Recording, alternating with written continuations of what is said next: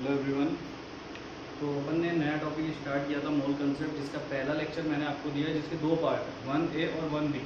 But 1B पे ज़्यादा view है, 1A पे कम है। तो इसका मतलब लोगों ने सीधा सबसे टॉप वाली लिंक को ओपन किया, उसके नीचे एक और लिंक है।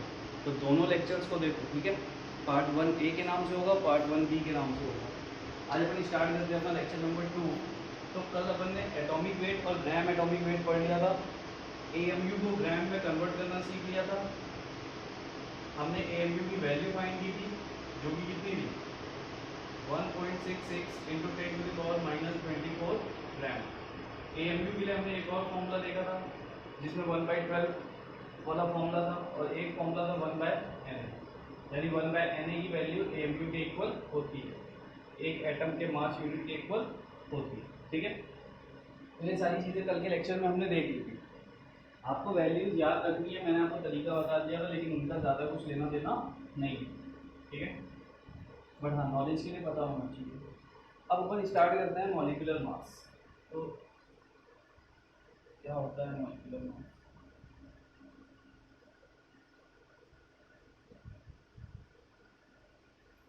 मॉलिक्यूलर मास मतलब मास ऑफ मॉलिक्यूल।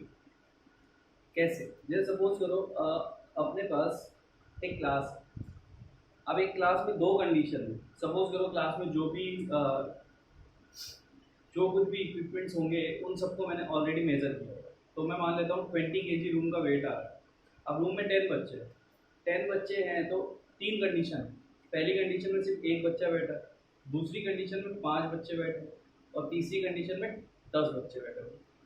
तो मुझे मास अगर कैलकुलेट करना है तो मैं पहले क्या करूँगा, एक बच्चे वाले केस में रूम का मास प्लस एक बच्चे का मास, सेकेंड केस में रूम का मास प्लस 5 बच्चों का मास, और थर्ड में रूम का मास प्लस 10 बच्चों का मास। यानी जितने बच्चे आगे मैं सबके मास को ऐड करूंगा, उसको रूम के वेट के साथ ऐड कर दूंगा, वहां से मेरा आंसर आ जाएगा। तो मॉलिक्यूलर मास भी वैसे ही होता है। जैसे मैंने आपको कल एग्जांपल बताया था, H2SO4, HNO3, ठीक है, CO2, H2O, ये सब क्या है? ये सब मॉलिक्यूल्स हैं, हेटेरोएटॉमिक मॉलिक्यूल्स हैं, जिसे हम कंपाउंड ऑफ सब्सटेंस भी बोलते हैं। अब जैसे मैंने उससे पहले आपको एक चीज़ दिखा के दी थी, element, atomic number, atomic mass, ये सारी चीज़ें मैंने आपको लिखवा दी। अब देखो दोनों में डिफरेंस क्या है। दोनों में डिफरेंस ये है कि ये बना है इसी के जैसे बहुत सारे एटम से, जिसमें कोई दूसरा एटम इन्वॉल्व नहीं है। तो इन चारों के लिए सेम ही केस बनता है, यानी इनमें कोई भी दूसरे एटम्स इन्वॉल्व नहीं है। बट ये क्या है, ये मॉलिक्यूलर फॉर्म है। इसमें एटम्स, दो डिफरेंट एलिमेंट, दो से ज़्यादा डिफरेंट सेम, ये एलिमेंट कंबाइन होकर इनको फॉर्म कर रहा है। तो ये क्या हो गया, मॉलिक्यूलर फॉर्म। तो इनका मास तो मैंने आपको लिखवा के दे दिया था, वहां से एज इट इज आता है। लेकिन इनका मास कैसे आता है? इनका मास कैसे आएगा? जो भी इसमें है उनके मास को ऐड करके बता दो। तो जैसे मैं पहले मॉलिक्यूल में देखूँ, तो देखो एटॉमिक मास मैं आपको ऑलरेडी लिखवा चुका हूँ। तो एटॉमिक मास आपको याद होना चाहिए।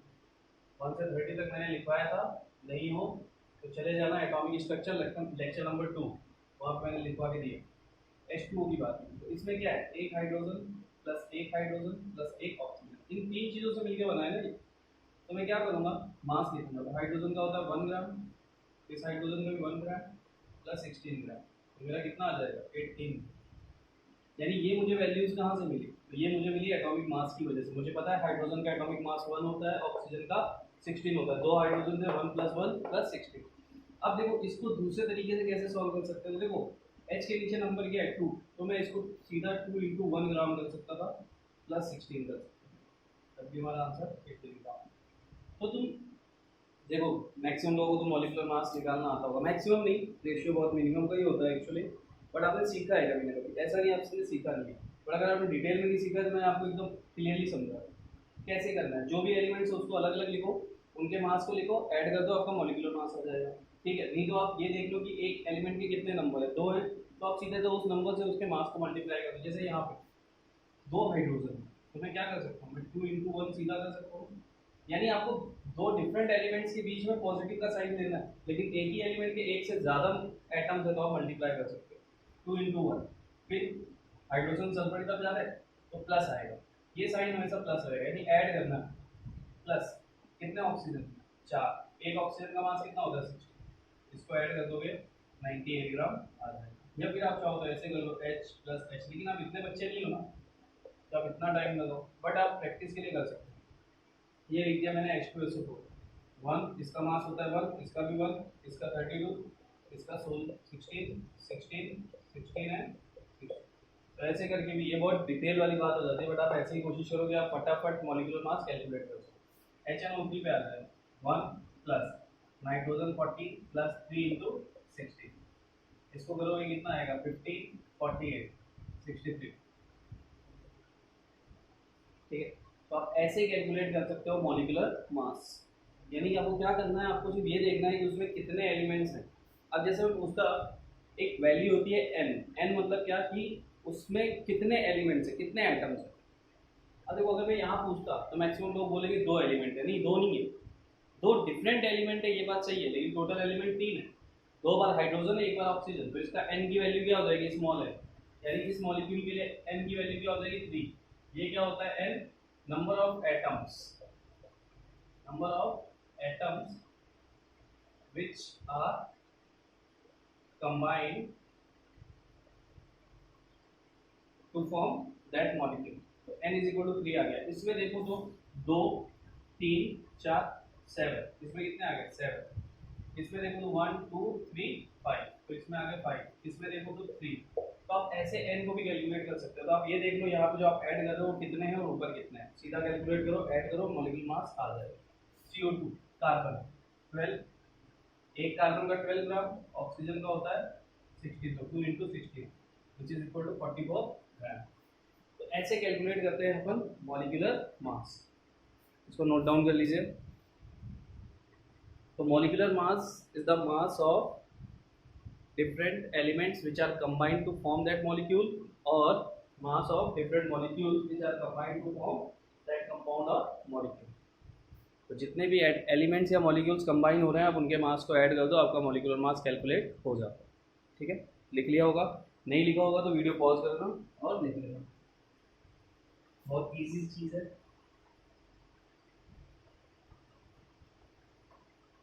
तो ये तो मैंने आपको सिर्फ मॉलिक्यूलर मास कैलकुलेट करना सिखाया कि कैसे कैलकुलेट किया जाता है, आपको आना चाहिए ना। कोई कंपाउंड आपके सामने आएगा, आप उसका मास तो कैलकुलेट कर पाओ। चीज़ें तो इन्हीं चीज़ों पे डिपेंड करेगी, पूरा चैप्टर ही इन पे डिपेंड कर रहा है। जैसे एक दो एग्जांपल और बता देता हूँ।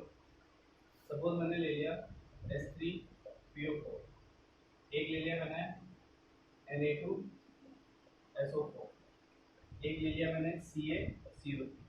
अब ये 3 डिफरेंट है, इनके मॉलिक्यूलर मास को मुझे कैलकुलेट करना, तो मैं सबसे पहले यहाँ देखूंगा कि यहाँ क्या क्या है। तो यहाँ 3 हाइड्रोजन प्लस 1 फॉस्फोरस है प्लस 4 ऑक्सीजन, ये भी एक तरीका है। 3 हाइड्रोजन का मास कितना होता है 1 प्लस 1 फॉस्फोरस मतलब 31 प्लस 4 ऑक्सीजन मतलब 16 फॉर द 64, कितना हो गया 31 और 3 34 34 64 98,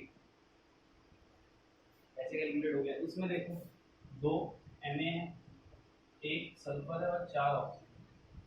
2 Na मतलब एक Na का मास 23, तो 2 का क्या हो जाएगा 2 into 23, सल्फर 32 प्लस 4 into 6, इसको ऐड कर लोगे इसका मास आ जाएगा CaCO3।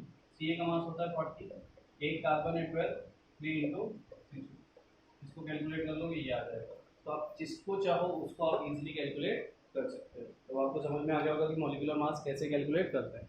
ये मास कहाँ से आ रहे हैं, इसके लिए आपको एटॉमिक मास याद करना पड़ेगा, उसमें मैं आपकी कोई हेल्प नहीं कर सकता। ठीक है, तो वो आपको याद करना ही पड़ेगा। हाँ, उसमें एक ट्रिक होती है याद करने की, लेकिन वो 1 से 20 तक एप्लीकेबल है, बट उस ट्रिक को याद करने से क्या फ़ायदा। तो कोई ट्रिक नहीं है, उसको आप अच्छे से याद करो ताकि आपको कभी नहीं भूलें। जब भी आपसे कोई एक एलिमेंट का नाम ले ले, आप तुरंत उसका आंसर दे सको कि हाँ इसका मास इतना होता है, इसका सिंबल इतना होता है। तो ये चीज़ आप लोग अच्छे से ध्यान रखें। ठीक है, जिन चीज़ों में हेल्प की जा सकती होगी आपको ज़रूर मिलेगी, बट जो पॉसिबिलिटीज़ के बाहर है उसके लिए आपको थोड़ा सा मेहनत करना होगा। अब हम आते हैं मॉलिक्यूलर मास को मोल कंसेप्ट के बेस पे डिफाइन करते हैं। तो जैसे एटॉमिक मास था वैसे ही मॉलिक्यूलर मास है।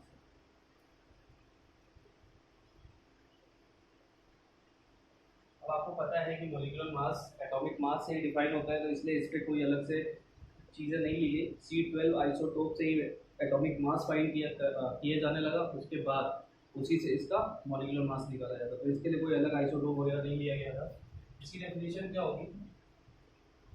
Molecular mass is defined as the mass of one molecule. Mass of one molecule, जैसे मास ऑफ वन एटम, वो क्या होता था? वो होता था एटॉमिक मास। तो मास ऑफ वन मॉलिक्यूल, एक मॉलिक्यूल का मास जो होगा वो क्या होगा? Molecular mass.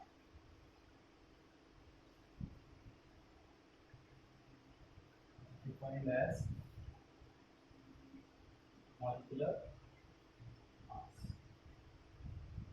इसको इंडिकेट किया जाता है कैपिटल एम। इसको इंडिकेट किया जाता है कैपिटल एम से, इंडिकेटेड बाय कैपिटल एम। और कई बार ऐसे लिखा रहता है मॉलिक्यूलर एमएम। तो एमएम को आप ये मत समझ लेना कि एमएम मतलब मिलीमीटर, वहाँ पे आपको समझ में आ जाएगा मॉलिक्यूलर मास, तो जनरली कैपिटल एम से इंडिकेट किया जाता है। ठीक है, यूनिट होती है AMU और U। अब जो ये U डेवलप हुआ था, जो IUPAC ने ये U डेवलप किया था, उसका रीजन क्या था? उसका रीजन यही था कि वो एटॉमिक मास यूनिट है, तो वो डिफाइन करती है मास ऑफ एटम, यानी एटम के मास की यूनिट को एटॉमिक मास यूनिट बोलते हैं। बट यहाँ पे बात हो रही है मॉलिक्यूल की, तो ये जो यूनिट थी ना वो प्रॉपर्ली सेट नहीं हो रही थी। यहाँ पे क्या होना चाहिए था? Molecular mass unit. ऐसे तो ऐसी कोई यूनिट पॉसिबल थी नहीं, दैट्स व्हाई दोनों को चेंज करके U लिख दिया गया, यूनिफाइड मास, यानी कि बिल्कुल एक्यूरेट लिया गया मास। ठीक है, तो उसको एक नया नाम दिया गया U, जो कि मैं आपको लास्ट क्लास में बता चुका हूँ, यूनिफाइड मास। तो ये होता है molecular mass, mass of one molecule. अब जैसे मैं बोलूँ, तो अपन इसके एग्जांपल देखें, तो मैं बोलूँ mass of one molecule of N. मैं बोल दूँ mass of one molecule of N. मैं बोल दूँ mass of one molecule of CaCO। ये मैंने बोल दिया। अब देखो, एक मॉलिक्यूल मेंशन कर रहा है ना, तो हमें क्या करना है? जो इनका मॉलिक्यूलर मास है, मैंने बताया था gram molecular mass, gram atomic mass same ही चीज है, सिर्फ U और G या फिर AMU और G का डिफरेंस आता है कि यूनिट लगाने से वो एटॉमिक मास या ग्राम एटॉमिक मास बन जाता था। तो अगर AMU होता था मतलब एक एटम का मास है, और अगर ग्राम लगा होता था मतलब 6.022 × 10⁻23 एटम्स का मास है। तो हम इसे क्या लिख देंगे? 28U या फिर 28 AMU। जनरली आपको यही बुक्स में मिलेगा। NS3 हो जाएगा 17 AMU। इसको IUPAC ने रिप्लेस करके U कर दिया है, बट अभी बुक्स आपके पुराने पैटर्न पे होती हैं, तो उन्होंने अभी तक इसको, हर बुक में ये अपडेट नहीं है। और जो नई बुक होंगी ना रिसेंटली जो बनी आई होंगी, उसमें AMU चेंज होकर U आने लगा है। CaCO 40 52 100 AMU, तो कोई फर्क नहीं पड़ता। अगर AMU लिखा हो तो भी वो एटॉमिक मास एक एटम की यूनिट है, और U लिखा होगा तब भी वो एक एटम की यूनिट है, तो इसमें कोई बड़ी चीज नहीं है।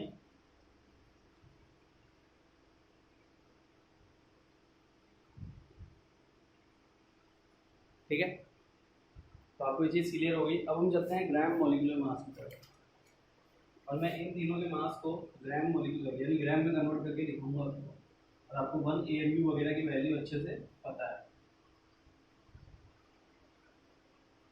तो ग्राम मॉलिक्यूलर मास क्या होगा? वही सेम डेफिनेशन, सिर्फ क्या होगा? एटम्स की जगह मॉलिक्यूल आने लगते हैं। 1 एटम, Na एटम, 1 मोल एटम, ये था ना एटॉमिक मास था वो, और यहाँ पे मॉलिक्यूलर मास है तो उसकी जगह क्या आने लग जाएगा? मॉलिक्यूल आने लग जाएंगे।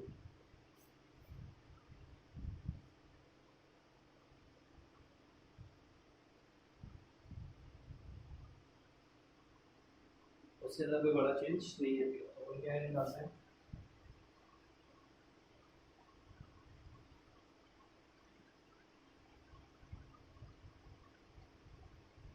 ग्राम मॉलिक्यूलर, तो अपन क्या बोलते हैं इसको? It is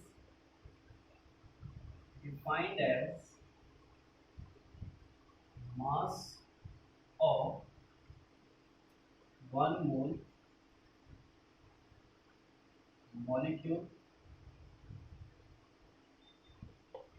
it is defined as mass of 1 mole molecule। यानी अगर बोला जाए एक मॉलिक्यूल बोला जा रहा था, अब बोला जाए 1 मोल मॉलिक्यूल, तो आप क्या बोलोगे? Is equal to molecular mass.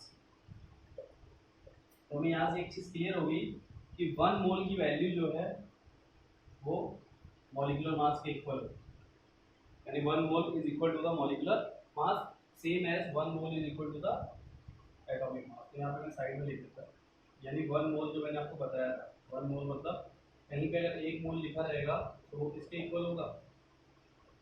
Molecular mass, अगर मॉलिक्यूल्स होंगे तो, और एटॉमिक मास। ठीक है, तो 1 मोल की वैल्यू उस एलिमेंट के मॉलिक्यूलर मास या एटॉमिक मास के, अगर मॉलिक्यूल हुआ तो उसके मॉलिक्यूलर मास और एलिमेंट हुआ तो उसके एटॉमिक मास के इक्वल होगा। तो इस लाइन को ना आप एक कॉपी के टॉप पे लिख लें। ठीक है, अब बात की जाए तो 1 मोल जो होता है उसकी वैल्यू होती है 6.022 into 10 to the power 20 particles या पार्ट्स। तो 1 मोल की जो वैल्यू है वो इसके इक्वल है। तो एक और रिलेशन आता है, यानी कि 1 मोल अगर मॉलिक्यूलर मास के इक्वल है तो मॉलिक्यूलर मास इसके इक्वल भी तो है। तो हम यहाँ से एक डेफिनेशन बनाते हैं। डेफिनेशन क्या? Mass of 6.022 into 10 to the power 23 molecules is also defined as molecular mass। और तो ये वैल्यू होती है, इसको इंडिकेट करते हैं अपन Na।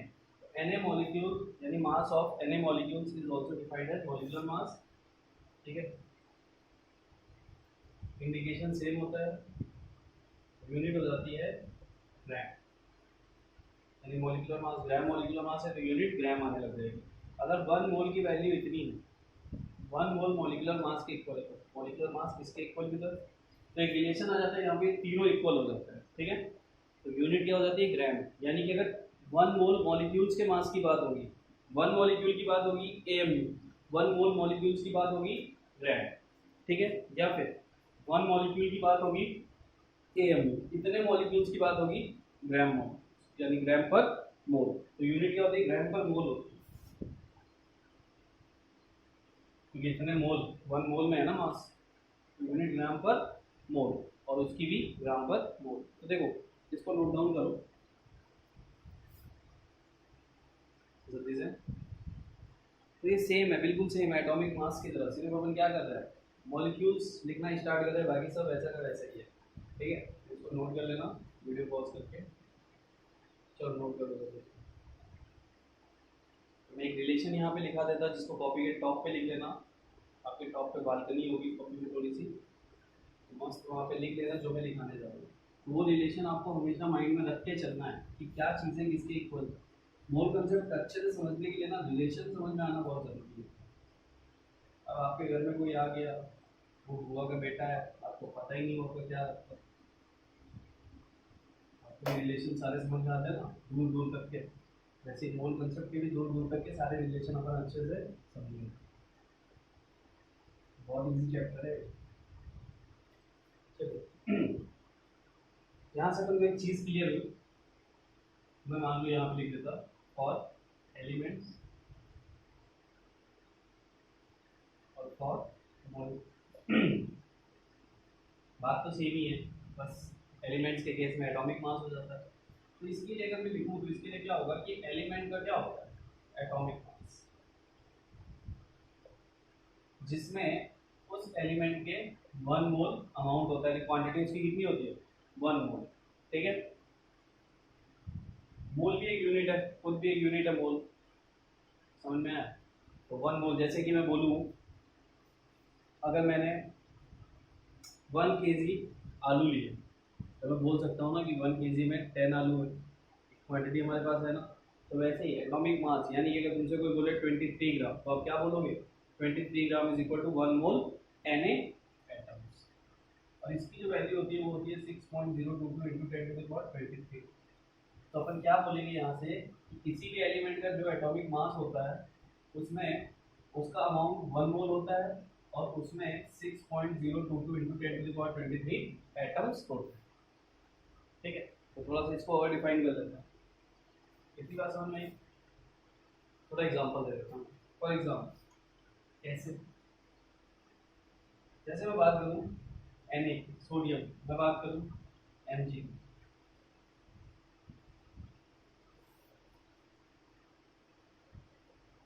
मैं बात करूँ सोडियम, मैग्नीशियम, सल्फर, कार्बन, इतने की बात कर रहे हैं।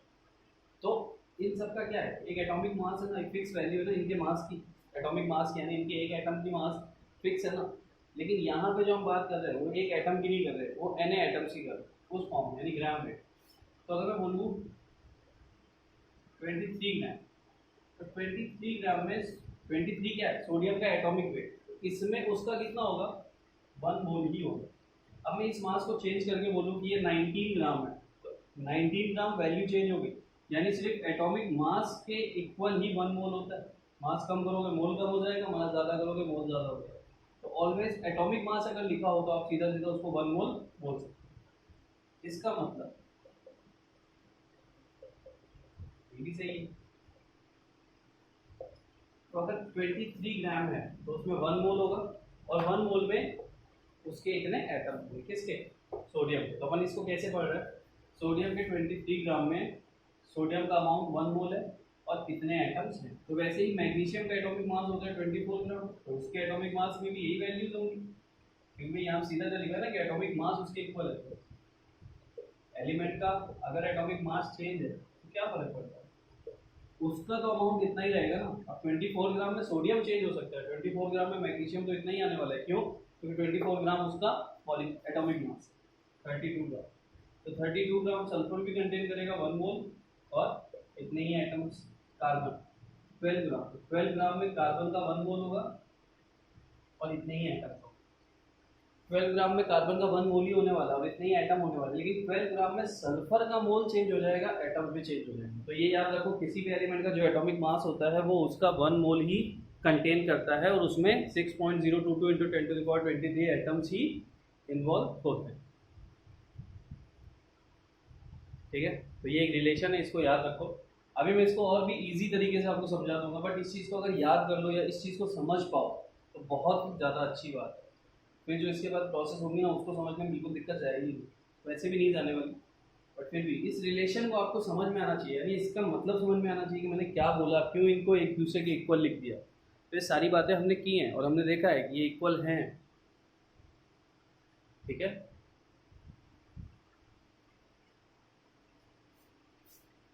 ये एलिमेंट के लिए था।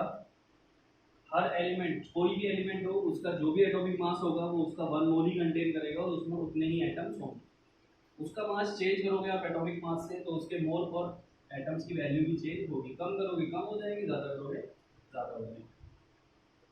अब बात कर लेते हैं मॉलिक्यूल्स की, क्योंकि मॉलिक्यूल्स में मॉलिक्यूलर मास होता है। और जैसे मैंने आपको बताया कि मॉलिक्यूल एटम्स या एलिमेंट से मिलकर बना होता है। एलिमेंट में एटम होते हैं, मॉलिक्यूल्स में मॉलिक्यूल ही होते हैं। इस चीज़ को याद रखो कि कोई एलिमेंट होगा ना तो एटम से मिलके बना होगा। ठीक है, और कोई मॉलिक्यूल होगा तो एलिमेंट से मिलके बना होगा। ये समझ में, एलिमेंट जो है वो आपका एटम से मिलके बना है, एक जैसे बहुत सारे एटम्स हैं, तो उसके लिए क्या करते हैं हम, सीधा उसमें एटम्स ही फाइंड करते हैं, यानी उसमें एटम्स ही होते हैं। और मॉलिक्यूल जो होता है वो एलिमेंट या मॉलिक्यूल दोनों से मिलके बना होता है। तो इसमें डायरेक्ट एटम नहीं मिलते, इसमें मॉलिक्यूल्स मिलते हैं। मॉलिक्यूल्स को फिर हम एटम में कन्वर्ट करते हैं, वो चीज़ें भी मैं आपको बताऊंगा। क्योंकि मॉलिक्यूल्स मैंने आपको बताया ना H2SO4, तो H2SO4 में H2SO4 के ही सारे मॉलिक्यूल्स हैं। H2SO4 है ना, तो इसमें जो भी है वो सब H2SO4 के ही फॉर्म है, तो ये सारे उसके मॉलिक्यूल हैं।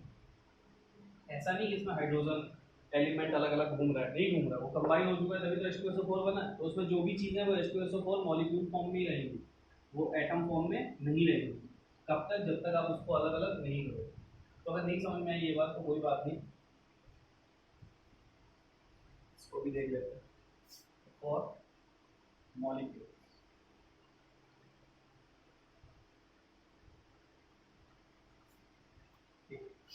मॉलिक्यूल्स के लिए क्या होगा,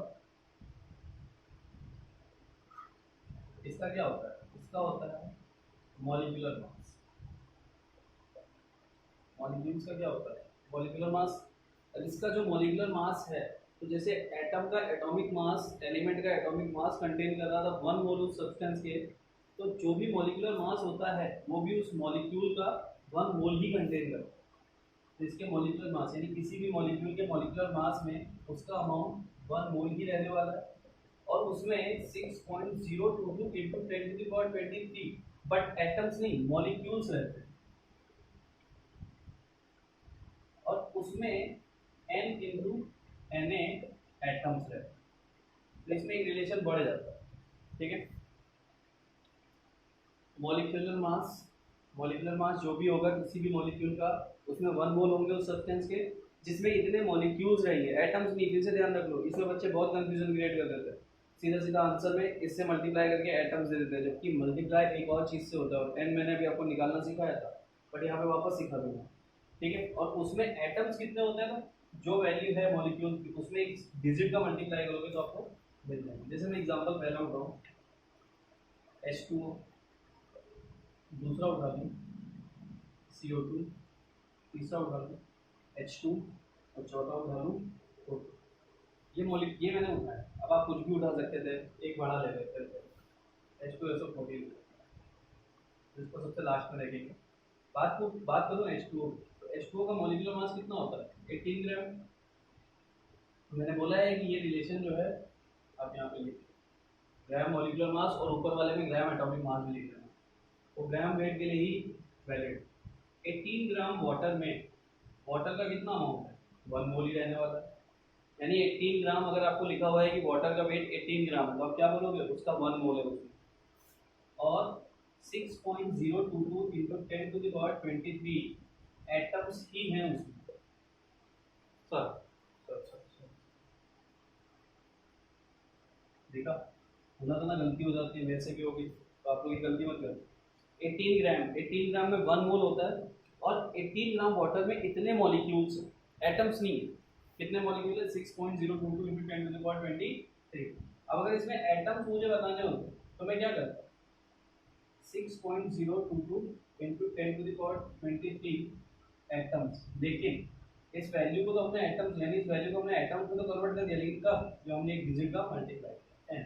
और n कैसे निकलता है, तो मैंने ऊपर लिखवाया था n is the number of atoms which are combined. तो इसमें कितने एटम्स कंबाइन हो रहे हैं, 2 हाइड्रोजन 1 ऑक्सीजन।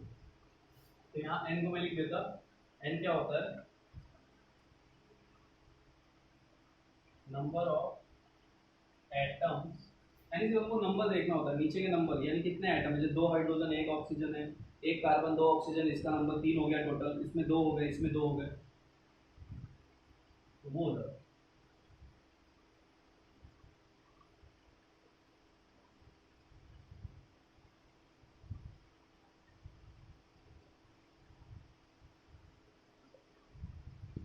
ठीक है, तो यहाँ पे क्या हो जाएगा, n में अगर आप 3 का मल्टीप्लाई, यानी इस वैल्यू में 3 का मल्टीप्लाई कर दोगे तो डायरेक्टली एटम्स में कन्वर्ट हो जाएगा। तो 3 इंटू 6.022 इंटू 10⁻23 एटम्स हो गए।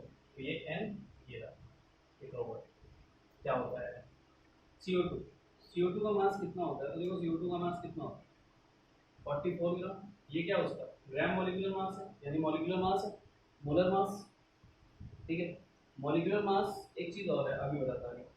तो ये क्या उसका मोलर मास है, ये जो नाम आ रहा है ना मोलर मास, इसको मैं बताऊंगा एक है, तो आप इसको क्या बोलोगे, मोलर मास।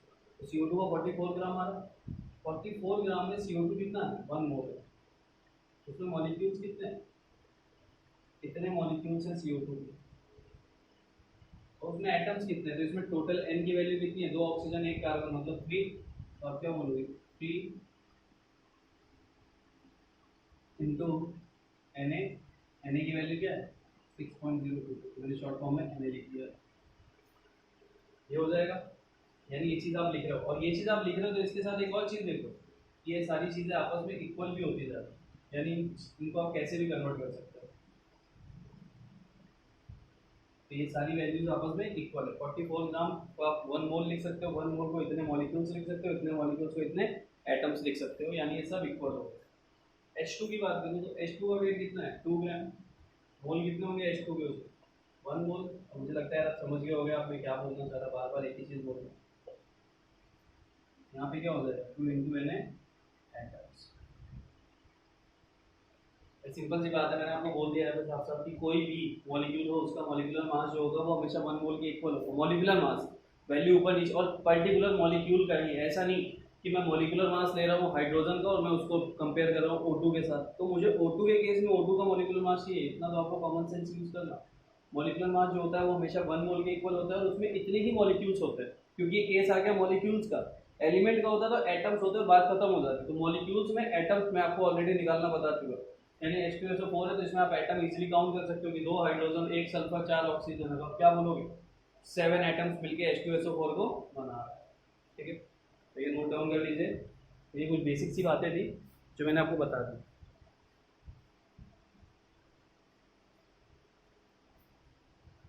और इसके लिए अभी मैं आपको आगे डायग्राम भी समझा दूंगा इजी वे में, तो वो भी आपको बहुत इजीली समझ में आ जाएगा।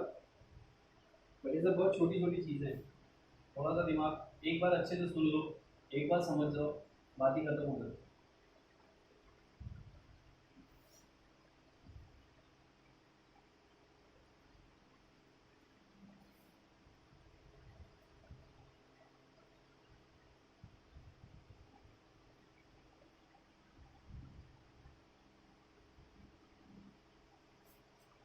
चलिए, तो अब AMU से मैं ग्राम में नहीं कन्वर्ट कर रहा है, चलो एक क्वेश्चन कर लेते हैं। मैं किसका कर लूँ, H2SO4 को ले लेता, इसके 98 U को या फिर AMU को मैं 98 ग्राम में कन्वर्ट करना सिखा दूँ। ठीक है, 98 AMU मतलब एक मॉलिक्यूल का मास है, H2SO4 के एक मॉलिक्यूल का मास। 98 ग्राम मतलब Na मॉलिक्यूल्स का मास है। तो डिफरेंस हो गया ना वैल्यू में, एक मॉलिक्यूल और Na बहुत बड़ा डिफरेंस है। तो देखो 98 AMU, तो अपन क्या करेंगे, 98 इंटू AMU की वैल्यू क्या है 1.66 इंटू 10⁻24। और अगर उसको ग्राम में कन्वर्ट करना है तो ये देखो यूनिट क्या होती है, ग्राम होती है। और ये जो 98 ग्राम में हमें कन्वर्जन करना है, तो ये कितने मॉलिक्यूल्स का मास होता है, इतने का। तो इसमें एक वैल्यू की मल्टीप्लाई हो जाएगी, कट पिट जाएगा कल की तरह, बाकी की वैल्यू 1 आ जाएगी लगभग, और वैल्यू कन्वर्ट हो जाएगी ग्राम। तो ये चीज़ मैं आपको कल ही बता चुका था। तो इस चीज़ से आप डायरेक्टली एक मॉलिक्यूल के मास को अन्य मॉलिक्यूल्स के मास में कन्वर्ट कर सकते हो। तो लास्ट वाले लेक्चर पे ही डिपेंड करता है ये तो ना।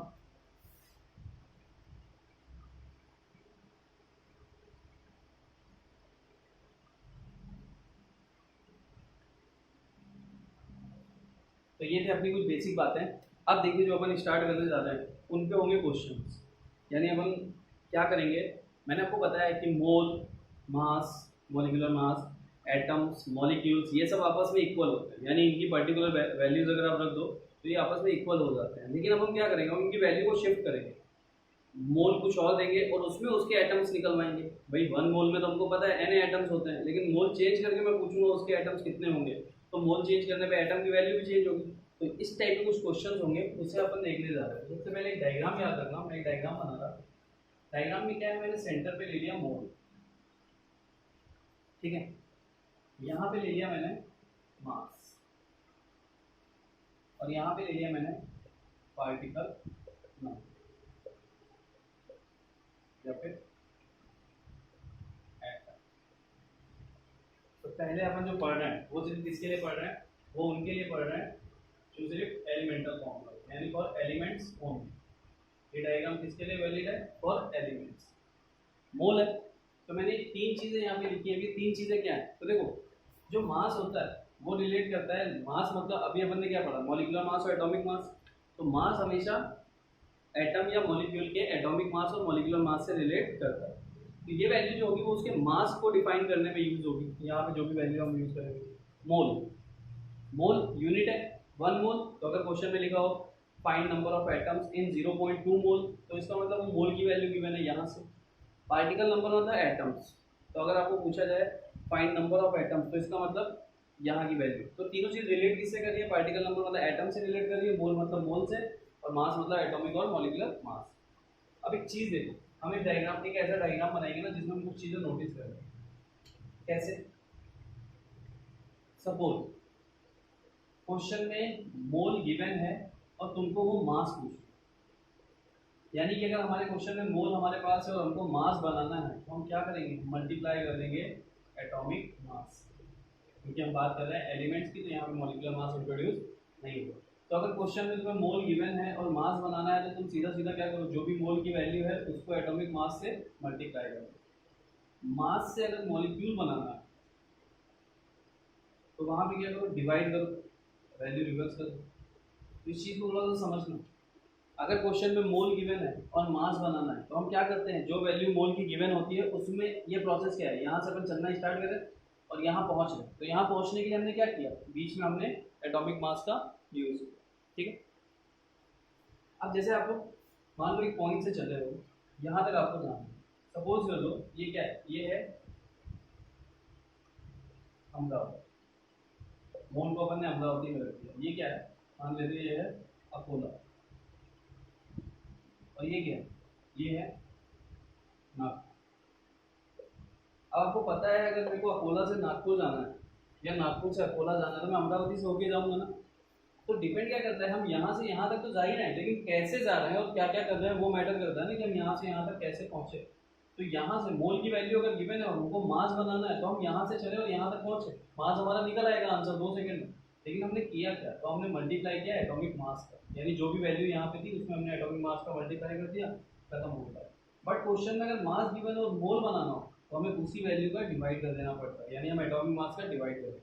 अब ये चीज़ कैसे, तो इसके लिए अपन एग्जांपल ले लेते हैं। सपोज मेरा क्वेश्चन है find mass of hydrogen in 0.4 मोल, यानी क्वेश्चन मेरा है कि हाइड्रोजन का मास बताओ मुझे 0.4 मोल में। 0.4 मोल में कितना मास होगा हाइड्रोजन का, तो हमें ये तो पता है 1 मोल में 1 ग्राम होगा।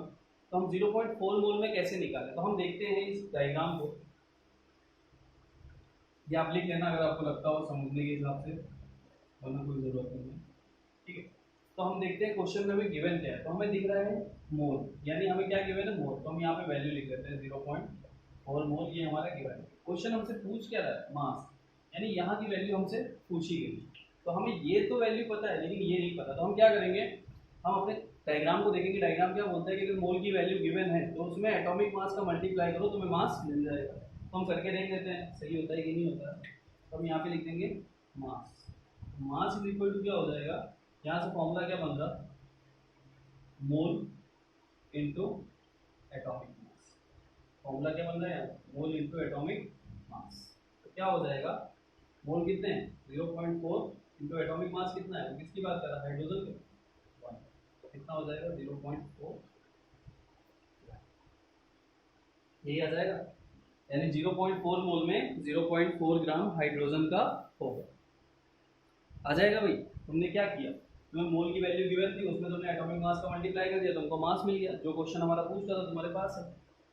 ठीक है। तो ये था पहला क्वेश्चन। सपोज करो क्वेश्चन चेंज करेंगे, find mass of sulphur in 2.5 मोल। अब उसने क्या लिया है, उसने सल्फर का मास पूछा है, किसमें 2.5 मोल में। तो 1 मोल में तो हमको पता है 32 ग्राम होता है, लेकिन 2.5 में कितना होगा वो हमें नहीं पता। तो हम यहाँ पे क्या देखते हैं, हमको ये वैल्यू गिवन है 2.5 मोल, और हमको क्या चाहिए, उसका मास चाहिए उस कंडीशन में। वो मास ना मॉलिक्यूलर मास कहलाएगा ना एटॉमिक मास कहलाएगा। क्यों, क्योंकि एटॉमिक मास और मॉलिक्यूलर मास सिर्फ 1 मोल की वैल्यू कहलाती है। ये सब चेंज होकर मास कहलाने लग जाएंगे।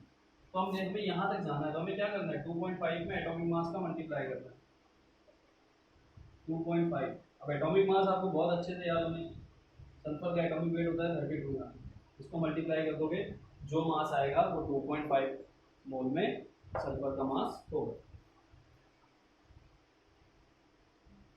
समझ में आया?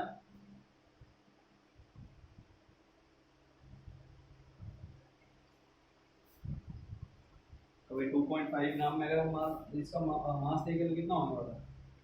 96 माइनस 80 ग्राम,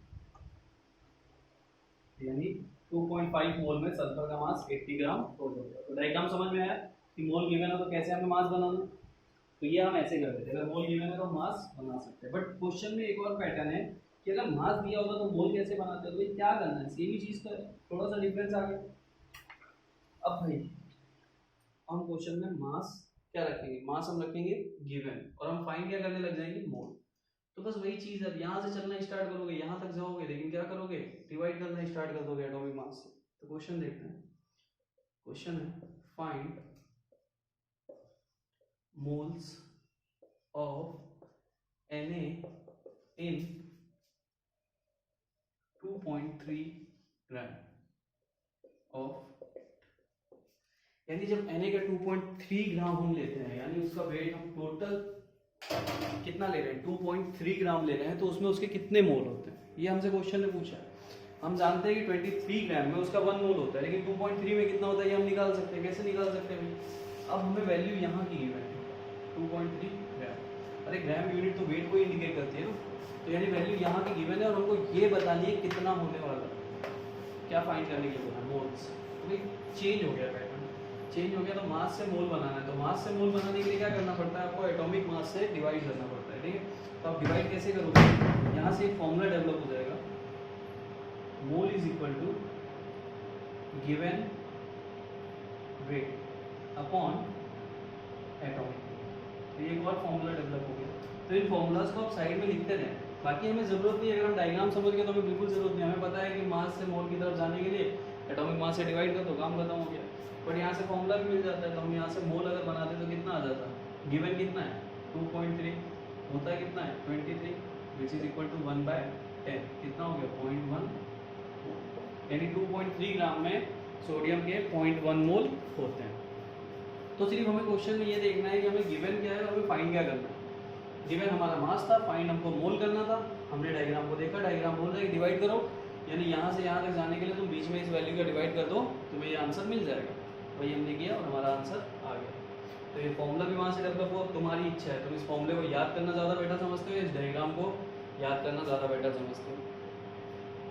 दो एरो है यार, तीन चीज़ें, ये पता चल गया कि एक साइड मोड रख दो, इनकी कोई डायरेक्शन फिक्स थोड़ी ना, ऐसा मैंने थोड़ी बोला कि लेफ्ट लेफ्ट में रहेगा, राइट राइट में रहेगा, कहीं भी रखो ना, तुम इसको रिप्लेस कर दो, उसको इधर भेज दो, इसको उधर भेज दो। तुम्हें तो सिर्फ इस एरो का इंडिकेशन याद रखना है कि मोल से मास पे जाना है। तीन चीज़ें, मोल से मास पे जाना और मास से मोल पे आना। तो इसको अपन एक ही वे में बोलते तो कैसे बोलते हैं, मोल से मास पे जाने की बात और मास से मोल पे आने की बात। तो हमें दो चीज़ का डिफरेंस देखना है कि अगर हम जाएंगे तो हमें हमेशा मल्टीप्लाई करना पड़ेगा, अगर हम वापस मोल पे कहीं से भी आ रहे होंगे तो हमें डिवाइड करना पड़ेगा। वैसे ही वहाँ पे होगा, जब तुम जाओगे तो मल्टीप्लाई करोगे, आओगे तो डिवाइड ही करोगे। कभी भी अगर ये डायग्राम है तो इसको ऐसे ही याद रखो कि कहीं से भी तुम्हें आना है, यानी मोल फाइंड करना है तुम्हें, तो हमेशा डिवाइड करना पड़ेगा, और मोल गिवन है तो दूसरी चीज़ फाइंड करनी है तो हमेशा मल्टीप्लाई करना पड़ेगा। तो एक क्वेश्चन और करा देता है इसमें,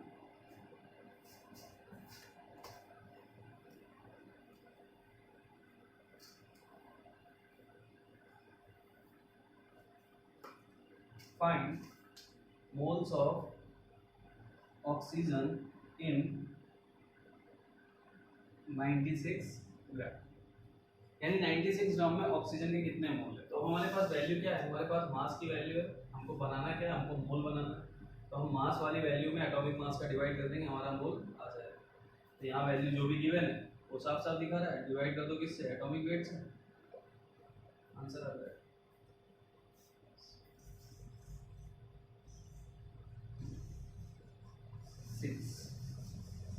तो 96 ग्राम में ऑक्सीजन के कितने मोल होते हैं, 6 मोल।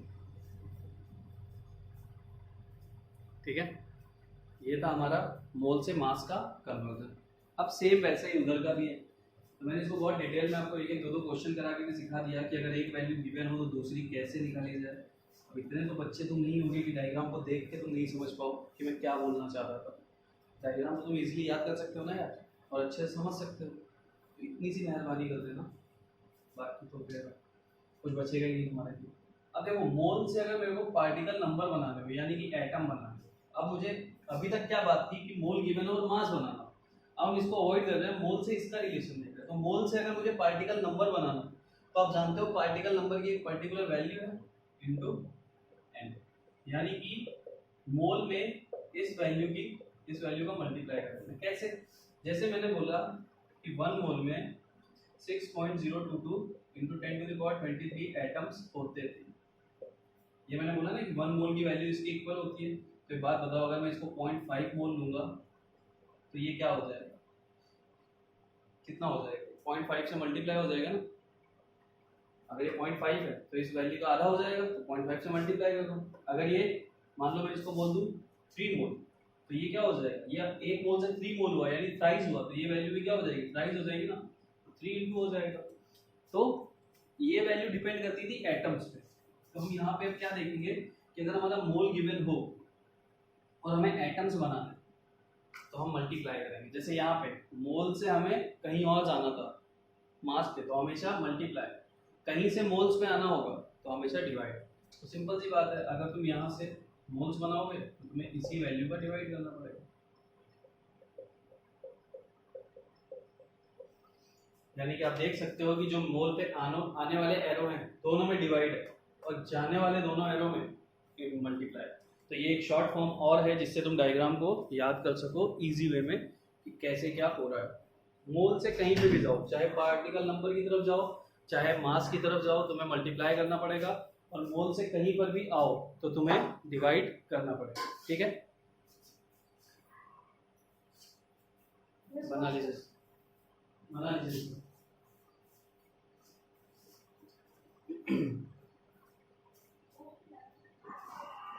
ठीक है,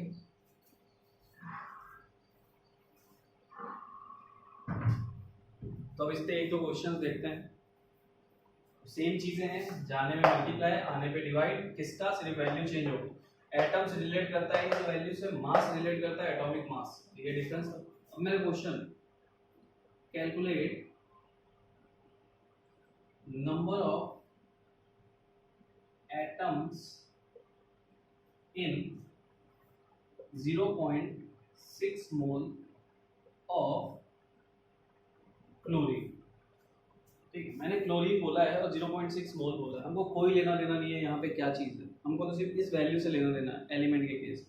क्योंकि क्लोरीन है तब भी 0.6 में उतने ही एटम्स आएंगे, अगर ये सोडियम होता तब भी वैल्यू उतनी आती है, अगर पोटेशियम होता तो भी वैल्यू उतनी आती है, यानी वैल्यू तो 6 पॉइंट मोल की है। वहाँ पे क्या है उससे कोई मतलब नहीं है क्लोरीन है या क्या है, एलिमेंट के केस में, मॉलिक्यूल के केस में वैल्यू चेंज होगी। तो देखो सबसे पहले देखो दिया क्या है, 0.6 मोल, यानी ये वैल्यू हमारी गिवन है और पूछा गया है नंबर ऑफ एटम्स, यानी ये वाली वैल्यू हमको फाइंड करनी है। तो हमें क्या देखना है, गिवन से फाइंड करने जाएंगे ना, या फाइंड करने से गिवन वाले पे आएंगे। अगर फाइंड करने वाला हमें पता ही होता तो हमें क्वेश्चन बचा क्या। तो हमें ये गिवन है वो फाइंड करना, तो हम एरो कौन सा देखेंगे, जाने वाला। तो जाने वाला एरो क्या बोलता है कि इस वैल्यू का मल्टीप्लाई कर दो, हम करके देख लेते हैं भाई कितना दिया था, 0.6 इंटू उस वैल्यू का मल्टीप्लाई कर देंगे, हमारी वैल्यू आ जाएगी उतने एटम्स ऑफ सी जो दिया उसको सीधा लिख दो। तो 0.6 इंटू 6.022 इंटू 10⁻23 एटम्स आपका आंसर हो जाएगा। इसको मल्टीप्लाई करोगे आपका आंसर मिल जाएगा। ठीक है, तो ये सीधा सीधा सा हो गया।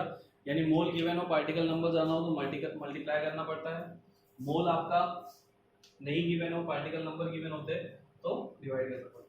अब जैसे सेम क्वेश्चन मैं आपको बताता, मैं इसको यहाँ पे चेंज कर देता और यहाँ लिख देता मैग्नीशियम, तो क्या फर्क हो जाता, आंसर सेम होता, सारी चीजें सेम होती है, Cl की जगह सिर्फ रिप्लेस हो जाता और मैग्नीशियम हो जाता। यानी एलिमेंट के केस में सिर्फ हम मोल और मास पे डिपेंड, मास तो देखो चेंज होता है सबका, तो मास वाले केस में ये मत अप्लाई कर देना कि सिर्फ ये इसको चेंज कर दिया हो गया। मास सबका डिफरेंट डिफरेंट होता है, किसी का 23 होता है, किसी का 24 होता है, किसी का 31 होता है, किसी का 32 होता है, लेकिन एटम्स तो सेम ही होते हैं ना, 1 मोल में इतने ही एटम सब में होते हैं, किसी में कोई चेंज नहीं आता। एक क्वेश्चन और ले लेते हैं, इन 10 मोल ऑफ हाइड्रोजन, छोड़ो तुम बोलोगे हाइड्रोजन सस्ता सुंदर सा इसको उठा लेता है, कुछ और उठा लेते हैं, मैं उठा लेता हूँ चलो zinc. Calculate number of atoms in 10 mole of zinc. हमें वैल्यू यहाँ की गिवन है, कितनी गिवन है 10 मोल। हमको फाइंड क्या करना है, ये फाइंड करना है, तो हम क्या लिखेंगे 10 मोल, यहाँ से वहाँ गए इनटू, सीधा सीधा क्या करना है, जो वैल्यू गिवन है उसमें 6.022 इंटू 10 टू द पावर 23 का मल्टीप्लाई कर दो, आंसर आ गया। यानी 10 मोल में इतने एटम्स होंगे जिंक के। अब जिंक होता चाहे कुछ भी होता है, एटम्स तो इतने ही आने वाले 10 मोल, चीज तो होंगे। तो होप आप लोगों को अच्छे से समझ में आ रहा हो क्या करना पड़ता है क्या नहीं करना पड़ता।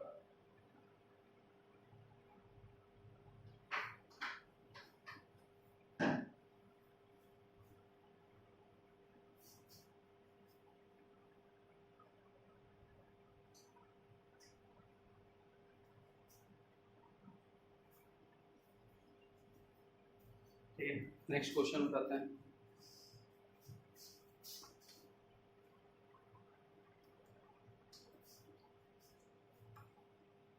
अब क्या रखेंगे अपन, अब मोल्स गिवन नहीं होंगे, मोल फाइंड करने होंगे और वो गिवन होगा। तो क्वेश्चन अपन क्या लेते हैं, find number of moles in 3.011 into 10 to the power 23 atoms of sulphur. यानी सल्फर के, अब देखो वैल्यू क्या फाइंड करनी है, मोल्स फाइंड करना है, यानी ये फाइंड करना है, किसमें फाइंड करना है, एटम्स की वैल्यू में। यानी यहाँ की वैल्यू गिवन है तो हमको यहाँ की गिवन वैल्यू से यहाँ जाना है, तो हमें क्या करना पड़ेगा, डिवाइड। हम सीधा सीधा क्या निकाल लेंगे, तो फॉर्मूला भी देख लो, ऊपर वाले से एक फॉर्मूला बनता है। फॉर्मूला क्या बनता है, number of atoms is equal to given mole, जो ऊपर दो क्वेश्चन किए उसके लिए फॉर्मूला बनता है, इनटू एन। यानी नंबर ऑफ एटम्स आप ऐसे फाइंड कर सकते हो, गिवन मोल इनटू एन। और अगर एटम्स गिवन हो और मोल, तो फॉर्मूला चेंज होकर ये भी हो सकता है, mole is equal to given atoms divide by N. इस फॉर्मूले को यूज करके मोल भी मिल सकता है। तो ये फॉर्मूला इस क्वेश्चन के लिए वैलिड है, वो फॉर्मूला ऊपर के दो क्वेश्चन के लिए वैलिड है, हम यूज कर लेते हैं। तो मोल कितना आ जाएगा, गिवन एटम्स कितना है 3.011 into 10 to the power 23। Na की वैल्यू क्या होती है, वैल्यू कितनी आ गई 0.5 मोल, क्योंकि इसका ट्वाइस ही तो है ये, तो 1/2 हो गया, 1/2 मतलब 0.5 मोल आंसर हो गया। तो पार्टिकल नंबर इसका हाफ हुआ तो मोल भी हाफ हो गए, 1/3 होता तो मोल भी 1/3 हो जाता, क्योंकि वो इक्वल है ना, 1 मोल जब उस वैल्यू के इक्वल है तो उधर जितना चेंज आएगा मोल में भी उतना ही चेंज आएगा। तो आप चाहो तो फॉर्मूले से यूज़ कर सकते हो, और मेरे हिसाब से डायग्राम ज़्यादा बेटर है, एक बार याद हो गया फिर तो दिमाग में ऐसे रहता, इधर से इधर जाने मल्टीप्लाई करना पड़ता था, इधर से इधर आने पे डिवाइड करना पड़ता था। और तुमको मैंने तरीका भी बता दिया कि कहीं भी जाना पड़ा मोल से तो मल्टीप्लाई, और कहीं से भी मोल पे आना पड़ा तो डिवाइड। अब एक क्वेश्चन इसी को रिवर्स करके करो।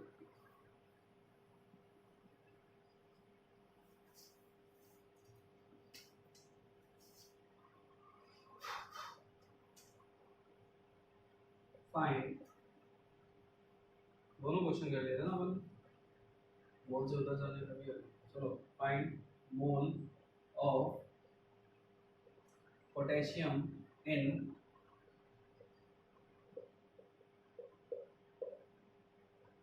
यानी कि पोटेशियम के इतने एटम्स हैं उसमें आप उसके मोल फाइंड करके दो।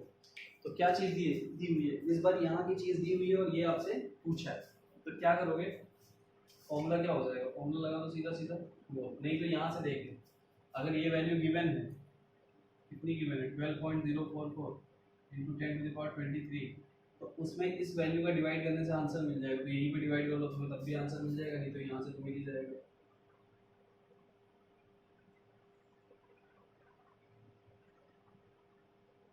कट करोगे 2 टाइम्स जाएगा, 12.044 6.022 का ट्वाइस, 2 मोल आंसर आता है। तो आपको लगता है कि फॉर्मूला ज़्यादा इजी जा रहा है तो फॉर्मूला यूज़ करो, आपको लगता है कि भाई डायग्राम ज़्यादा इजी तो डायग्राम यूज़ करो। अब डिफरेंट बच्चे, डिफरेंट मेंटालिटीज़ और डिफरेंट ऑप्शंस, तो जो अच्छा लगे वो आप कर लो। तीसरा कोई ऑप्शन है नहीं, तीसरा ऑप्शन यही होगा कि आपको कुछ नहीं आया, तो वो आपका ऑप्शन रहेगा। हाँ, मुझे बताओगे तो कुछ ना कुछ ज़रूर करूँगा उसके लिए, ऐसा नहीं है नहीं करूँगा, बट बताओगे तब। तो ये है कुछ कन्वर्जन के क्वेश्चन कि किसी के गिवन मास को मोल में कैसे कन्वर्ट किया जाए, मोल को पार्टिकल नंबर में कैसे कन्वर्ट किया जाए। तो ये कुछ क्वेश्चंस थे, ठीक है। आप चाहो तो मैं इस पे बेस्ड कुछ क्वेश्चन दे सकता हूँ। नेक्स्ट क्लास में अपन स्टार्ट करेंगे मॉलिक्यूल्स वाले, उसके लिए भी ऐसा ही डायग्राम दूंगा, लेकिन उसमें बहुत सारी चीज़ें अलग आ जाएंगी। तो मैं कुछ क्वेश्चन दे देता, मैं आप लोग घर से सॉल्व करना और देखना कि आपको चीज़ें समझ में आई कि नहीं है। मॉलिक्यूलर मास निकालना है तो उसके लिए भी आप लोग मॉलिक्यूलर मास निकाल के देखना कि आपको निकालना आया कि नहीं है। और 1 से 30 तक एटॉमिक मास अच्छे से याद कर ही लीजिए।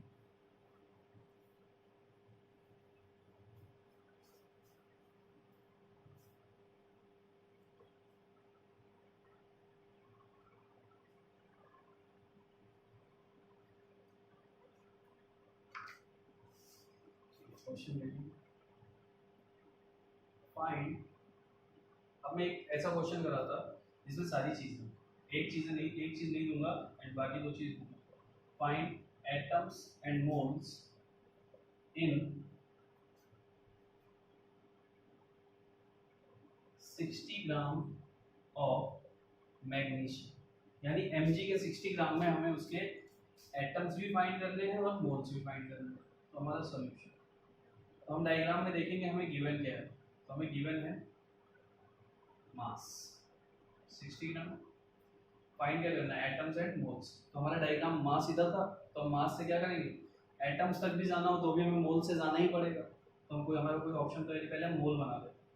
तो मोल बनाने के लिए क्या हो जाएगा, गिवन मास जो भी होगा उसमें डिवाइड करना पड़ेगा उसका एटॉमिक मास। तो आंसर आ गया 5 मोल, यानी पहला आंसर हमारा आ गया 5 मोल।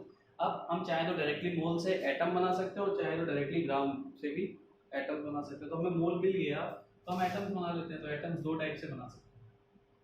पहला तो 60/12, इससे आ जाएगा मोल इंटू 6.022 इंटू 10⁻23, क्योंकि मोल से अगर एटम्स बनाने हैं तो इसी वैल्यू का तो मल्टीप्लाई करना पड़ता है। तो ये कितना हो गया 5 इंटू 6.022 इंटू 10⁻23। इस क्वेश्चन का आंसर कितने एटम्स आ गए। तो अगर मैं दोनों चीज़ भी पूछूं तो आप दोनों चीज़ भी इजीली फाइंड कर सकते हो, ठीक है। सेम चीज़ें, सेम रूल, सब कुछ सेम। तो ये क्वेश्चन और मैंने आपको करा दिया। अब डायग्राम को देखोगे आपको समझ में आ जाएगा क्या गिवन था, क्या फाइंड करना था, क्या किया है मैंने, क्या गिवन था, क्या फाइंड करना है, क्या किया है मैंने। तो कुछ ऐसे क्वेश्चंस मैं आपको दे देता जिसमें सारी चीज़ें हो।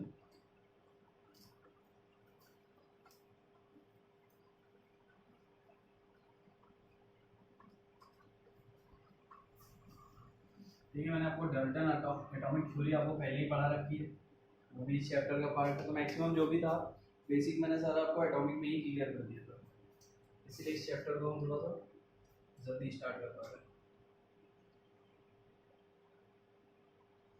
क्वेश्चन है calculate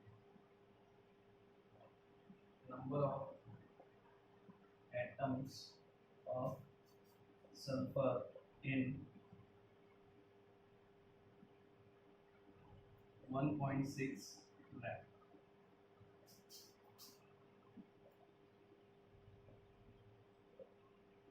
How many grams of nitrogen are present in 2.5 mole of sugar?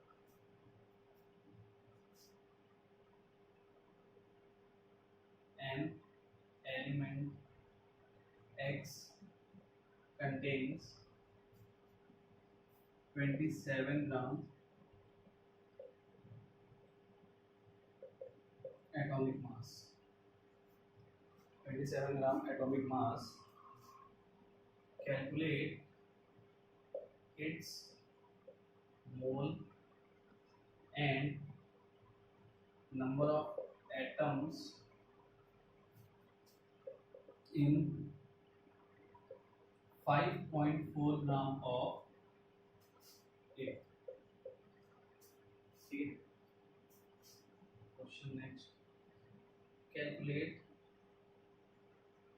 mass of oxygen in 3.011 into 10 to the power 23 atoms.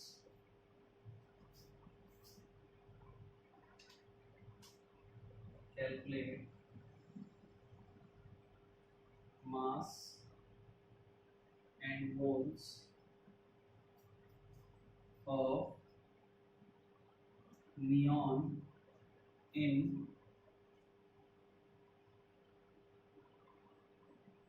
3 into 10 to the power 36 atoms.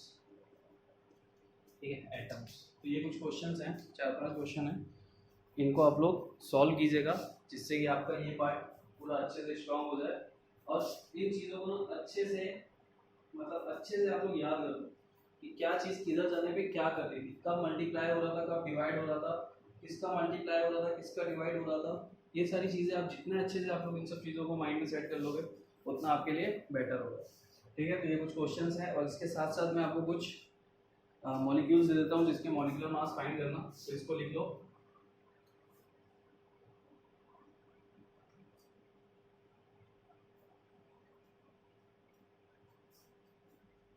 ये सारे क्वेश्चंस आप लोग नोट डाउन कर लेना वीडियो पॉज करके और इनको solve करना, तुरंत सॉल्व करना। ऐसा नहीं पढ़ लिया उसके 2 घंटे बाद तुम लोग मुहूर्त निकालो भाई चलो अभी टाइम हो गया अभी पढ़े। मुहूर्त अभी है, अच्छा है, बहुत अच्छा है, उनको सॉल्व करना तभी उठना जरा से। अच्छा मैं कितना पागल हूँ, बोलता हूँ, सामने वाले करना है जो अपनी मर्जी से ही करना, कर लेना बस। चलिए मैं लेता हूँ AlCl MgCl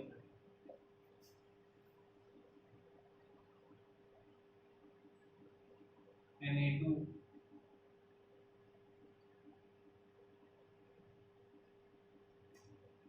NaHCO3 का होल ट्वाइस। इसका भी मैं बताऊंगा कैसे मास निकाला जाता है। Ca3PO4 का होल ट्वाइस, NH4Cl। इस टाइप का तो आप इजीली निकाल सकते हो, बस एटॉमिक मास पता होना चाहिए। इसका मैं भी निकाल के बता देता, इस वाले का बता दूंगा, इसका आप निकाल लेना। उसके बाद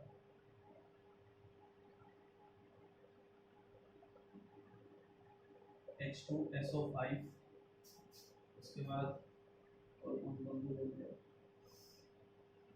बहुत सारे हैं, C2H6 C11 H24 C2H5OH, इन सब का आपको मॉलिक्यूलर मास कैलकुलेट करना। तो देखो मैं इसका आपको कैलकुलेट करके बताता कि इस टाइप का कैसे कैलकुलेट करना। कुछ नहीं है, ये होल ब्रैकेट है ना, इसलिए PO4 पे लगा है तो इसका मतलब इसके एटम के ट्वाइस होते हैं, बाकी इसमें कोई चेंज नहीं आएगा। तो कितने सी है 3 into 40, साइन प्लस का ही लगने वाला, P के बाद 2 है तो इसलिए क्या हो जाएगा 1P की जगह हम 2P कैलकुलेट करेंगे और 4 की जगह 8O बोलेंगे। इसमें कोई चेंज नहीं है, 3 के 3 ही थे, बाकी दोनों चेंज हुए। तो 120 प्लस 2 into 31 प्लस 8 into 60, इसको ऐड कर दोगे इसका मास आ जाएगा। ठीक है, अब वो क्या देखा कि जो ब्रैकेट जिसके अंदर है, जितने भी ब्रैकेट है उसके एटम्स 2 हो जाएंगे तो उसका मास भी ट्वाइस हो जाएगा। यानी बताता है कि PO4 के 3 मॉलिक्यूल्स है और CH के 3 एटम्स है, वो मिलकर इस कंपाउंड को बना रहे हैं। 2 मॉलिक्यूल्स है PO4 के, तो मॉलिक्यूलर मास भी PO4 का 2 बार लेंगे। तो ये ब्रैकेट जितने में लगा होता है हम उसको देखते हैं। जैसे HCO3 है तो इसमें HCO3 पे ही ट्वाइस है, Na का कोई लेना देना नहीं, तो Na वहाँ 23 ग्राम है, बाकी सब ट्वाइस है। कैलकुलेट कर लेना और सारे क्वेश्चंस कर लेना। फिर मैं आपको कल के लेक्चर के बाद कुछ एक शीट दे दूंगा 20-30 क्वेश्चन की, उसे सॉल्व करना जो इसी टाइप के होंगे।